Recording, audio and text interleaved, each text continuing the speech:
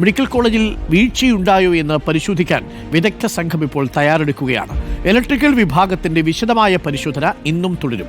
Medical കോളേജിലെ പഴയ casualty ഭാഗികമായി പ്രവർത്തനം ആരംഭിച്ചു. പുക ഉയർന്ന കാഷ്വാലിറ്റിയിൽ ഭാഗികമായി വൈദ്യുതി പുനഃസ്ഥാപിച്ചിട്ടുണ്ട്. സുനോജ് തോമസ് പഴയ കാഷ്വാലിറ്റിക്ക് മുന്നിൽ നിന്നും, ദീപക് മലയമ്മ കാഷ്വാലിറ്റിയായി ഇപ്പോൾ പ്രവർത്തിച്ചുകൊണ്ടിരിക്കുന്ന ബീച്ച് ആശുപത്രിയിൽ നിന്നും തത്സമയം ചേരും. ആദ്യം സുനോജിലേക്ക്. സുനോജ്, പഴയ കാഷ്വാലിറ്റി പുതിയ നിലയിലേക്ക് മടങ്ങിയെത്തിയോ? അരുകുമാർ, ഗുഡ് മോർണിംഗ്. ഞാൻ പഴയ കാഷ്വാലിറ്റിയിലാണ് ഉള്ളത്. പക്ഷേ പൂർണ്ണ തോതിൽ പ്രവർത്തനം തുടങ്ങിയിട്ടില്ല. നമ്മൾ രാവിലെ 5:45 ഇവിടെ വന്ന സമയത്ത് ആംബുലൻസുകൾ വരുന്നുണ്ടായിരുന്നു. രാത്രിയിൽ ഡ്യൂട്ടിയിലുണ്ടായിരുന്ന സുരക്ഷാ ജീവനക്കാരോട് ചോദിച്ചു. രാത്രിയും ആംബുലൻസിൽ രോഗികളെ കൊണ്ടുവന്നിരുന്നു.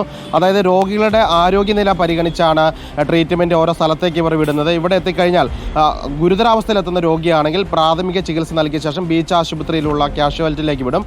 അല്ലെങ്കിൽ ഇവിടെ തന്നെ വെച്ച് ചികിത്സ നൽകും. അതിനുശേഷം മെഡിക്കൽ കോളേജിൽ തന്നെയുള്ള മറ്റ് വാർഡുകളിലേക്ക്, ഓരോ ഡിപ്പാർട്ട്മെൻറ്റുകളിലേക്ക് അയക്കുകയാണ് ചെയ്യുന്നത്. ആ രീതിയിൽ പഴയ കാഷ്വാലിറ്റി പ്രവർത്തനം തുടങ്ങിയിട്ടുണ്ട്. ഡോക്ടേഴ്സ്, നഴ്സുമാർ, മറ്റ് സ്റ്റാഫുകൾ ഉൾപ്പെടെ ഇവിടെയുണ്ട്. സ്ട്രക്ചർ ഉൾപ്പെടെയുള്ള എല്ലാ ക്രമീകരണങ്ങളും ഇന്നലെ തന്നെ ഒരുക്കിയിരുന്നു. അങ്ങനെ പഴയ കാഷ്വാലിറ്റി കോഴിക്കോട് മെഡിക്കൽ കോളേജിൽ ഭാഗികമായിട്ട് പ്രവർത്തനം തുടങ്ങിയിരിക്കുകയാണ്. ഒപ്പം തന്നെ ഈ ബാറ്ററി UPS റൂം കത്തിയ പുക വന്ന പുതിയ കാഷ്വാലിറ്റിയിലുള്ള പരിശോധനകൾ ഇന്നും തുടരുകയാണ്. ഇലക്ട്രിക് ഇൻസ്പെക്ടറേറ്റിൻ്റെ പരിശോധന നടക്കും. അവിടെയുള്ള CCTV ദൃശ്യങ്ങൾ പരിശോധിക്കും. ഒപ്പം തന്നെ അവിടുത്തെ ആ സമയത്ത് ഡ്യൂട്ടിയിലുണ്ടായിരുന്ന ജീവനക്കാരുടെ മൊഴി കൂടി രേഖപ്പെടുത്തുകയും ചെയ്യും. ആ രീതിയിലുള്ള അന്വേഷണം അവിടെ നടക്കുന്നു. ഒപ്പം തന്നെ ഫയർഫോഴ്സിൻ്റെ അന്വേഷണം നടക്കുന്നുണ്ട്.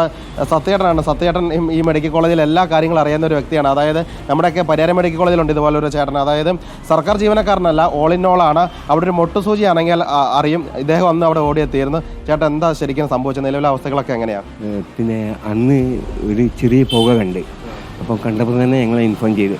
അപ്പം തന്നെ അന്ന് അവിടെ എത്തി ബാക്കി കാര്യങ്ങളൊക്കെ പെട്ടെന്ന് പിന്നെ എല്ലാവരെയും വിളിക്കാനുള്ളവരൊക്കെ വിളിച്ച്, അപ്പം സ്പീഡിൽ പിന്നെ പുറത്തെത്തിച്ച പേഷ്യൻസിനെ കംപ്ലീറ്റ് ഷിഫ്റ്റ് ചെയ്യാൻ തുടങ്ങി. അപ്പോൾ ഓരോ രോഗികളുടെ ഇഷ്ടമനുസരിച്ച് അവർ പറയും ഞങ്ങൾക്ക് ഇക്രേ പോകണം, അല്ലെ ബേബി പോകണം എന്ന് പറയുന്ന വാശി പിടിക്കുന്ന രോഗികളെ മാത്രം പ്രൈവറ്റ് ഹോസ്പിറ്റലിലേക്ക് പറഞ്ഞിട്ട് ബാക്കിയൊക്കെ നമ്മൾ മെഡിക്കൽ കോളേജിൽ തന്നെ അഫോർഡ് ചെയ്ത് JSRും എല്ലാ സീനിയർ ഡോക്ടേഴ്സിനെയും. ഇതിപ്പോൾ ഈ പഴയ കാഷ്വാലിറ്റി പ്രവർത്തനം തുടങ്ങിയിട്ടുണ്ടല്ലോ, അത് എങ്ങനെയാണ്? ഇതിൻ്റെ ക്രമീകരണമൊക്കെ എങ്ങനെയാണ്? ഇത് പഴയമായി തന്നെ മുമ്പ് ഉണ്ടായിരുന്ന അതേപോലെ തന്നെ ഓർത്തോ അതേ സെക്ഷൻ തന്നെ, പിന്നെ അതേപോലെ തന്നെ എല്ലാ ക്രമീകരണങ്ങളും മുമ്പ് എങ്ങനെ കാഷ്വാലിറ്റി ഉണ്ടായിരുന്നു അവിടെ അതേപോലെ തന്നെ ഇതിലൊന്നും മാറ്റില്ല. എല്ലാ സാധനങ്ങളും അവിടുന്ന് തന്നെ എത്തിച്ച്, പിന്നെ വെന്റിലേറ്റർ, എല്ലാ സാധനങ്ങളും ബയോമെഡിക്കൽസ് ടീം എത്തിച്ച് എല്ലാവരും കൂട്ടായ പ്രവർത്തനം നടത്തി. ഇന്നലെ ഏതായാലും പുകയുറന്ന കാഷ്വാലിറ്റിയിലെ സാധനങ്ങളൊക്കെ തന്നെ ഇവിടെ എത്തിച്ചു എന്നാണ് സത്യേട്ടൻ പറയുന്നത്. കോഴിക്കോട് ഭാഗത്തു നിന്ന് വരുന്ന കാഷ്വാലിറ്റിയിലേക്ക് വരുന്ന രോഗികൾക്ക് നേരിട്ട് മെഡിക്കൽ കോളേജിലേക്ക് തന്നെ വരാം അല്ലേ? അവർ ബീച്ച് ആശുപത്രിയിലേക്ക് പോകേണ്ടതില്ല.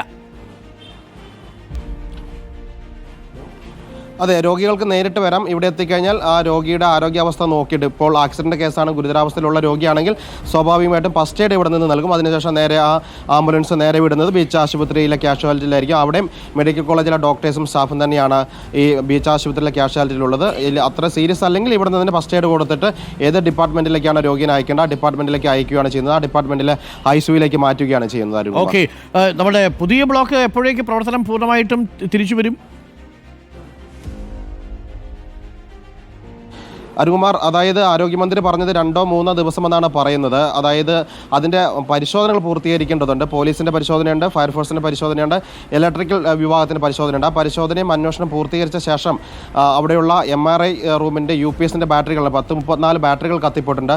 ആ സംവിധാനവും അവിടെ പുനഃസ്ഥാപിക്കേണ്ടതുണ്ട്. ഇനി MRI സ്കാൻ മാറ്റി നിർത്തിക്കഴിഞ്ഞാൽ ബാക്കി ക്രമീകരണങ്ങൾ വരുത്തിയ ശേഷം ആ കാഷ്വാലിറ്റി തുറക്കാൻ സാധിക്കും. ഒരു 2-3 ദിവസത്തെ സമയപരിധിയാണ് പറയുന്നത്. അതുകൊണ്ട് തന്നെ അവിടുത്തെ സിനോജ്, ഞാനൊന്ന് ദീപക്കിലേക്ക് കൂടി പോകാം. ബീച്ച് ആശുപത്രിയിൽ ഇപ്പോൾ ദീപക്കുണ്ട്. Deepak, good morning. Deepak, beach ആശുപത്രിയിൽ എങ്ങനെയാണ് കാര്യങ്ങൾ? അവിടെ കാഷ്വാലിറ്റിയൊക്കെ പൂർണ്ണസജ്ജമായി പ്രവർത്തിക്കുന്നുണ്ടല്ലോ, മറ്റു ബുദ്ധിമുട്ടുകളൊന്നും ഇല്ലല്ലോ?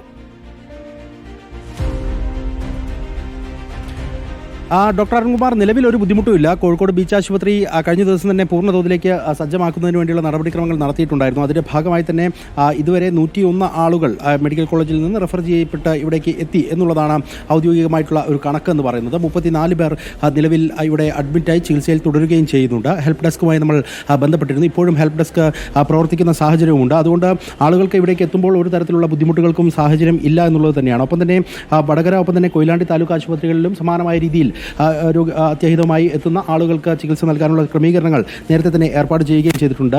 മെഡിക്കൽ കോളേജ് ആശുപത്രിയിലെ 23 ഡോക്ടർമാരും 10 നഴ്സിംഗ് ജീവനക്കാരും അധികമായി ബീച്ച് ആശുപത്രിയിലേക്ക് അനുവദിക്കുന്ന സാഹചര്യം ഉണ്ടായിട്ടുണ്ട്. 110 കിടക്കകൾ ഇതിനോടകം തന്നെ സജ്ജീകരിക്കുകയും ചെയ്തിട്ടുണ്ട്. 116 കിടക്കകൾ ഇതിനോടകം തന്നെ സജ്ജീകരിക്കുകയും ചെയ്തിട്ടുണ്ട്. 2 വാർഡുകൾ കഴിഞ്ഞ ദിവസം തന്നെ പൂർണ്ണതോതിൽ മെഡിക്കൽ കോളേജിൽ നിന്ന് എത്തുന്ന രോഗികൾക്ക് എന്നുള്ള നിലയിൽ തന്നെ മാറ്റി ക്രമീകരിക്കുകയും ചെയ്തിട്ടുണ്ട്. അതുകൊണ്ട് ആ നിലയ്ക്കുള്ള ബുദ്ധിമുട്ടുകൾ ഇല്ല. ഏതൊരു ഘട്ടത്തിലും രോഗികൾക്ക് ആശ്രയിക്കാൻ കഴിയുന്ന സാഹചര്യം ഇപ്പോൾ കോഴിക്കോട് ബീച്ച് ആശുപത്രിയിൽ. Thank you Deepak. ബുദ്ധിമുട്ടുകളൊന്നുമില്ല. ബീച്ച് ആശുപത്രിയിൽ കാര്യങ്ങളൊക്കെ ഉഷാറായി തന്നെ പോകുന്നു. അവിടെ കാഷ്വാലിറ്റി പൂർണ്ണ സജ്ജമായി പ്രവർത്തിക്കുന്നു. മെഡിക്കൽ കോളേജിൽ ഭാഗികമായി പഴയ കാഷ്വാലിറ്റി തുറന്ന് പ്രവർത്തിക്കുന്നുണ്ട്. അതുകൊണ്ട് ഏതെങ്കിലും തരത്തിൽ എന്തെങ്കിലും അപകടമോ ബുദ്ധിമുട്ടോ ഒക്കെ ഉണ്ടാവുകയാണെങ്കിൽ ഫസ്റ്റ് എയ്ഡിന് വേണ്ടിയിട്ട് നേരെ മെഡിക്കൽ കോളേജിൻ്റെ ഈ പഴയ കാഷ്വാലിറ്റിയിലേക്ക് പോകാം. അവിടെ നിന്ന് എന്തെങ്കിലും ബുദ്ധിമുട്ടുണ്ടെങ്കിൽ നിങ്ങളെ ബീച്ച് ആശുപത്രിയിലേക്ക് കൊണ്ടുപോയിക്കോളും. അപ്പം പ്രശ്നങ്ങളൊന്നും അവിടെ ഇല്ല. നിലവിൽ മെഡിക്കൽ സേവനത്തിന് ബുദ്ധിമുട്ടുകളൊന്നുമില്ല. പക്ഷേ അറിയേണ്ടത് എങ്ങനെയാണ് ഈ അപകടം ഉണ്ടായത് വളരെ പ്രധാനപ്പെട്ട ചോദ്യമാണ്. അതിൻ്റെ അന്വേഷണം ഇപ്പോൾ നടക്കുകയാണ്. ത്രിതല അന്വേഷണം നടക്കുന്നു. അതിൽ സാങ്കേതിക വിദഗ്ധരാണ് ഇലക്ട്രിക്കൽ ഇൻസ്പെക്ഷൻ നടത്തി കൂടുതൽ കാര്യങ്ങൾ പരിശോധിക്കേണ്ടത്. 1.5 വർഷമല്ലേ ആയിട്ടുള്ളൂ പുതിയൊരു ബിൽഡിംഗ് വന്നിട്ട്. ആ